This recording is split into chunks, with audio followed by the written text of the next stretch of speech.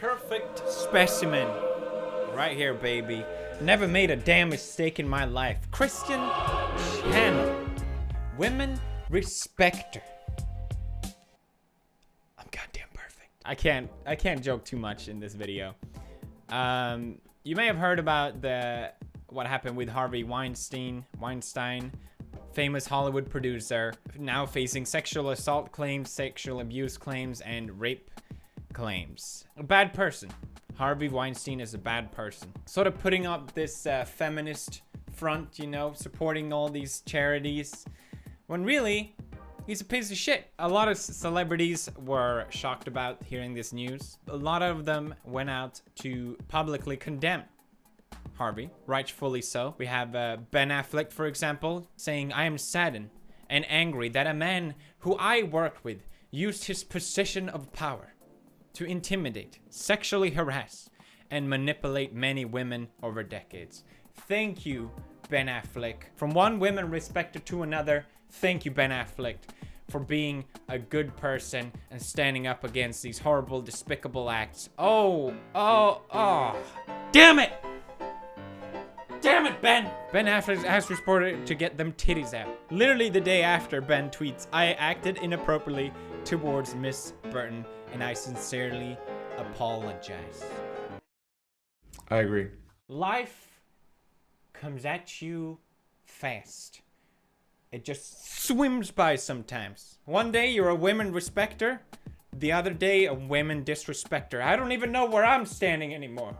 Life comes at you fast. I was even personally involved in a similar sort of twisted turn of events lately. I noticed a tweet from Andy Signor. He was quoting me after the Wall Street Journal event. I said, "I'm in no way supporting any kind of hateful attitudes." But you are, PewDiePie. YouTube commentators are rotten enough without you encouraging them. Those damn YouTube commenters, and they're rotten.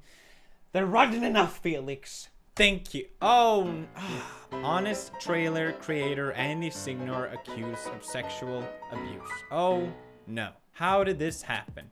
Why do all these people that publicly say they're against something do that very same thing? Oh, it's so weird. It's almost like it's really easy to say that you are a good person instead of acting like a good person. Wow! Who would have thought? It's way easier to just tweet, "I respect women," but behind closed doors is a whole nother story. Now, sexual abuse, sexual assault, it's serious things. I'm not trying to make fun of it or making light of it, but it is a sort of interesting phenomenon. I literally have a dozen examples of other guys doing this very same thing, portraying this feminist front, but you know, it came out with sexual assault. There's been so many examples. I'll leave a link to it. I don't want to stir up this whole thing. These people publicly condemning these things, and obviously not everyone is guilty of this, but they do it because they're afraid of being exposed themselves, so they try and distance themselves as far as possible from it.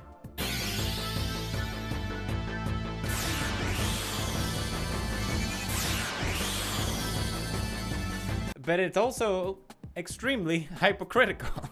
And personally, I hate this. I hate this sort of idea that you think you're better than someone basically because you're phrasing it in a sentence. You know, I am good and you are bad because I would never do what you did. I am perfect. Okay, you are terrible. I think the Firewatch guy is a prime example of this. Vananon, he tweeted about me saying the N-word, and I think that's, and honestly think that's fine. If you want to publicly I deserve to be criticized for it. The way he acted on trying to shut down my video, trying to ruin my career, that's sort of when it becomes a problem.